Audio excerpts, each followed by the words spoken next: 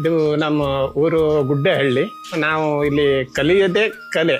ಒಂದು ಅಕ್ಷರ ನಾನು ಕಲೀಲಿಲ್ಲ, ನನಗೆ ಕೂಲೇ ಸಿಗ್ಲೇ ಇಲ್ಲ. ನಾನು ಇಸ್ರಾಮ್ ಬಾಬುಗೌಡ ಅಂತೇಳಿ ತಾತನ ಕಾಲದಿಂದ ನಮ್ಮ ಕಲ್ಲಿನ ಮೂರ್ತಿ. ನಾನು ಮಾತ್ರ ಈಗ ಈ ಕಟ್ಟಿಗಿದು ಬೇರುಗಳನ್ನು ಸಿಕ್ಕಿದ್ದು, ಅದು ಏನು ಆಕಾರ ಆತರ. ಹಾಗೇನೆ ನಮ್ಮ ಕಾಡಿನಲ್ಲಿರುವಂತ ಪ್ರಾಣಿಗಳು, ಜಿಂಕೆ, ಹುಲಿ, ಹಾಗೇನ ಪೊಲೀಸು, ಮಿಲಿಟರಿ, ಅಭಿನಂದನ್, ಹಾಗೇನೆ ಪುನೀತ್ ರಾಜ್ಕುಮಾರ್. 30 ವರ್ಷದಿಂದ ನಾನು ಈ ಕಲೆಗೆ ಅಭ್ಯಾಸ ಮಾಡ್ತಾ ಇದ್ದೇನೆ. ಟ್ರೈನಿಂಗು ಹೋದವರಲ್ಲ, ಆದ್ರೆ ಅದಕ್ಕೆ ನನಗೆ ಯಾರು ಮುಂದಾಗಿ ಅದಕ್ಕೆ ಸಹಾಯಕರು ಸಿಕ್ಲಿಲ್ಲ, ಎಲ್ಲಿ ಹೋಗ್ಬೇಕು ಅಂತೇಳಿ.